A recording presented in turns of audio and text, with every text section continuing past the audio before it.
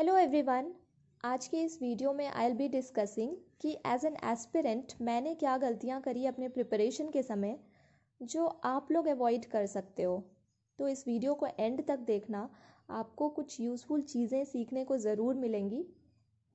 तो सबसे पहले तो मैं ये बता दूं कि इस बार मैंने IBPS PO का प्री दिया, मेंस दिया, इवन इंटरव्यू तक मैं पहुंची। उसके बाद क्या मैं फ़ेल हो गई? नहीं। क्या मैं पास हुई? नहीं। एक्चुअली ना मैं पास हुई ना मैं फ़ेल हुई, मैं बीच में अटक गई। मैं रिज़र्व लिस्ट में मतलब मेरा नाम चला गया है। जनरल का कट ऑफ 47 था एंड मेरे मार्क्स 46.67 आए, तो मतलब सिर्फ 0.33 मार्क्स के लिए मेरा सिलेक्शन रुक गया। तो अगर आप में से कोई भी डीमोटिवेटेड फील कर रहे हो अपने रिज़ल्ट को लेकर, तो यार मेरा सोचो, सिर्फ अगर मैंने 1 मार्क्स मेंस में ज़्यादा ले आया होता तो मतलब कितना अच्छा अभी मेरे पास जॉब होता, मेरे हाथ में एक जॉब होता। बट अब क्या कर सकते हैं, डीमोटिवेट होने से तो कुछ होगा नहीं। 1 मार्क्स के लिए अब मैं क्या बोलूँ। मतलब इंटरव्यू में भी मुझे बहुत अच्छा स्कोर आया, 80 मार्क्स आया इंटरव्यू में, जो कि काफ़ी डिसेंट स्कोर है। बट मेंस में मेरा कट ऑफ से मार्क्स थोड़ा ही ज़्यादा था, सिर्फ 5-6 नंबर ज़्यादा था, तो इसलिए सिर्फ 1 मार्क्स के लिए सिलेक्शन रुक गया है।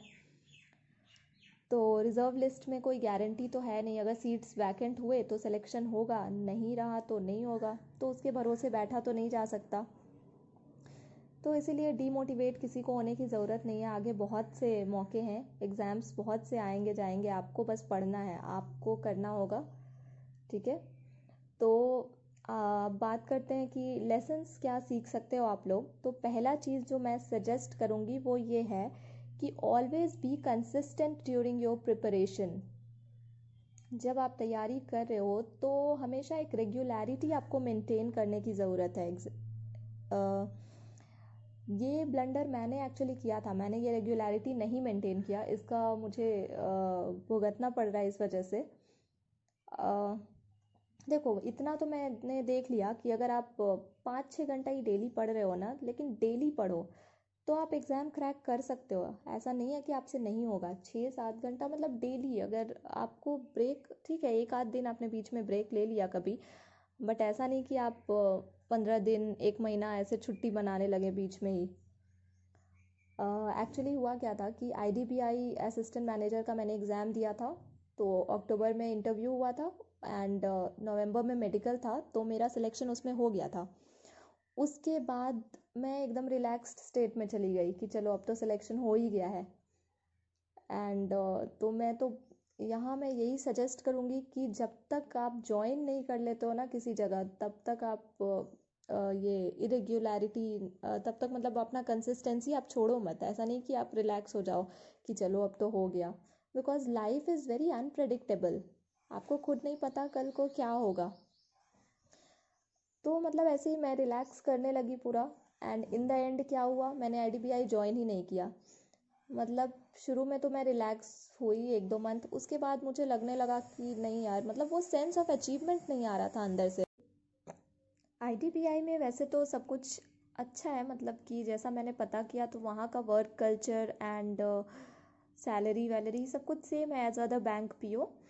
लेकिन प्रॉब्लम उसमें यही था कि उसमें 1 साल का कोर्स करना था, PGDBF का कोर्स, एंड उसके बाद आप एज अ PO ज्वाइन करोगे। उसके बाद मतलब 1 साल के बाद आपको सैलरी मिलेगी, एंड उस कोर्स को करने के लिए आपको लोन लेना होगा, या फिर आप अपना खुद का पैसा लगाओ। 4 लाख रुपीज़ के अराउंड लग रहा था। तो मतलब बात इतनी सी थी कि नॉर्मली अगर आप किसी और एग्ज़ाम को क्रैक करो तो आप as a PO directly join करते हो, एंड IDBI में आपको उसी जॉब के लिए समझ लो कि 4 लाख देना पड़ेगा। तो बस यही बात कहीं ना कहीं मुझे खटक रही थी, एंड मैंने सोचा कि वहाँ पे 1 साल पढ़ाई करने से अच्छा है कि मैं घर पे ही 1 साल पढ़ाई करके डायरेक्ट रिक्रूटमेंट वाला कोई जॉब ले लूँ। तो सोचो कि मतलब मैंने 2 मंथ्स पूरा वेस्ट किया, नवंबर दिसंबर ये सब मतलब रिलैक्स किया, एंड उसके बाद ज्वाइन तक नहीं किया मैंने IDBI। कितना मैंने टाइम वेस्ट कर दिया। खैर IDBI के बारे में किसी और वीडियो में डिटेल्स में डिस्कशन कर लेंगे। फ़िलहाल लेसन क्या है कि जब तक आपके हाथ में जॉइनिंग लेटर क्या मतलब जब तक आप ज्वाइन ना कर लो तब तक आप अपने प्रिपरेशंस को कंटिन्यू रखो, ठीक है। एंड दूसरा चीज़ ये है कि don't under estimate your self, अपने आप को कम मत आंको। आपका कितना पोटेंशियल है ये आप खुद नहीं जानते हो। मैंने जैसा बताया कि मैं नवंबर दिसंबर रिलैक्स कर रही थी, उस बीच मैंने पीटी तो दिया, एसबीआई का दिया, आईबीपीएस दिया एंड सारे पीटीज निकल गए। एक्चुअली पीटी पे अब मेरा कमांड हो गया है क्योंकि SBI clerk and Bihar cooperative ये सब जब दिया था तभी काफ़ी प्रैक्टिस कर लिया था पीटी के लिए, तो मेरा पीटी निकल गया। मुझे लगा नहीं था बट हाँ निकल गया। उसके बाद क्या हुआ, एसबीआई के लिए मैंने अड्डा का एक बैच परचेज़ किया। 2000 रुपीज़ में मेंस के लिए बैच था अड्डा का, तो वो मैंने परचेज़ किया। लेकिन फिर अंदर अंदर ही अंदर मतलब मुझे लगने लगा कि एसबीआई है यार, ये कहाँ निकलेगा मुझसे, ये तो बहुत टफ है, मैं तो आईडीबीआई में ही खुश हूँ, उससे ज़्यादा क्या निकल पाएगा, ऐसा वैसा कुछ कुछ नेगेटिव थॉट्स आने लगे। एंड फिर मैंने पढ़ा ही नहीं, कुछ सीरियसली लिया ही नहीं कि ठीक है ऐसे ही दे देंगे मेंस। मुश्किल से मैंने जो बैच परचेज़ किया था उसका 4-5 वीडियोस देखा होगा, बाकी ऐसे ही अनयूज्ड रह गया उस टाइम पूरा। एंड फिर जब मैंने एग्ज़ाम दिया, 2 जनवरी को एग्ज़ाम था उसका, जब एग्ज़ाम दिया तो मुझे इतना गिल्टी फील हुआ कि यार थोड़ा सा मेहनत का ज़रूरत था, अगर पढ़ा रहता तो पढ़ लेना चाहिए था, मतलब मुझे निकल सकता है। ऐसा नहीं है कि एसबीआई है तो निकलेगा ही नहीं, लोग निकालते हैं ना। जब आप तैयारी कर रहे हो तो आप तो बैंकिंग की प्रिपरेशन कर रहे हो, आप ऐसा तो नहीं कि आप एसबीआई का कर रहे हो, आईबीपीएस का कर रहे हो, आप तो पूरा बैंकिंग, सबका सिलेबस तो एक ही है। तो खुद को अंडर एस्टिमेट मत करो, आप कोई भी एग्ज़ाम निकाल सकते हो क्योंकि आप प्रिपरेशन तो सबके लिए कर रहे हो ना। तो ये गलती मुझसे हुई, एसबीआई मैंने ऐसे ही गंवा दिया। उसके बाद 5 जनवरी को आया आईबीपीएस का रिज़ल्ट, तो उसमें हो गया था मेरा सिलेक्शन पीटी में। तो अब मैंने माइंड मेकअप कर लिया कि अब तो मुझे पढ़ना ही है, आईबीपीएस तो मैं निकाल के रहूँगी। तो वही एसबीआई पीओ का जो मैंने बैच परचेज़ किया था ना, वही उसी से मैंने आईबीपीएस का स्टार्ट कर दिया प्रिपरेशन, क्योंकि सिलेबस तो सबका सेम ही है। तो मैंने स्टार्ट किया पढ़ना। अब यहाँ आता है थर्ड लेसन जो कि है don't wait for the right time. अगर आप वेट करोगे ना कि आपका पीटी का रिज़ल्ट आ जाएगा उसके बाद आप मेंस की तैयारी स्टार्ट करोगे तो बहुत बड़ी गलती कर रहे हो आप, क्योंकि जैसा मैंने पहले भी बोला कि लाइफ इज़ अनप्रेडिक्टेबल। जैसा आप प्लान करके चलते हो ज़रूरी नहीं कि चीज़ें वैसे ही हो। मैंने तो सोचा ठीक है ऐसा मतलब निकाल सकते हैं आप, पीटी के बाद जो टाइम मिलता है आपको, आप चाहो तो आप निकाल सकते हो, बड़ी बात नहीं है। बट क्या हुआ उस टाइम जनवरी में ओमिक्रॉन फैल रहा था तेज़ी से एंड मैं भी पॉजिटिव हो गई। तो एक सप्ताह तो मतलब मैं बेड पे पड़ गई, कुछ नहीं पढ़ाई किया मैंने।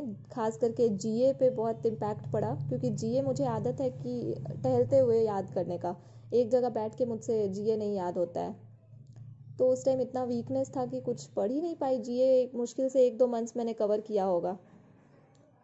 तो जीए में मेरे मार्क्स भी आप देख सकते हो, सिर्फ 5 नंबर मिले मुझे। उसी में 1 नंबर और मिल जाता यार, लगता है कि मतलब 1 नंबर कहीं से तो मिल जाता। तो वही था राइट टाइम, अगर यही मैंने शुरू से पढ़ाई किया होता, जीए पूरा डेली देखा रहता सारा वीडियोस, कम से कम वीकली भी देख लिया रहता, तो ये दिन तो नहीं आता। तो वही है, राइट टाइम कुछ नहीं होता, आपको अभी से लग जाना है तैयारी करने में, हमेशा कॉन्सिस्टेंट रहना। तो यही 2-3 चीज़ें थी जो आप ध्यान में रखना कि खुद को अंडर एस्टिमेट मत करो यार। आप प्रिपरेशन बैंकिंग की कर रहे हो, आप कोई भी एग्ज़ाम, बैंक से रिलेटेड आप कोई भी एग्ज़ाम हो, आप में वो पोटेंशियल है कि आप निकाल सकते हो। एंड अभी से लग जाओ तैयारी में, डीमोटिवेट होने की कोई ज़रूरत नहीं है। मैं खुद नहीं हूँ तो आप लोग क्यों रहोगे। इतना पास आके मतलब मैंने सब कुछ एकदम से खो दिया, अब मुझे शुरू से शुरू करना पड़ेगा। बट अब क्या कर सकते हैं, जो है सो है। अब आगे जो जितना अपने हाथ में जो नहीं है वो तो हम लोग नहीं कर सकते। अब आगे जो एग्ज़ाम्स है, ईसीटीसी का मैंने फॉर्म भरा है तो वही अभी नेक्स्ट एग्ज़ाम वही है, और आरबीआई ग्रेड बी भी है 28-29 मई में। तो 1.5 मंथ्स आपके पास है, तो चलो लग जाते हैं प्रिपरेशन में फिर।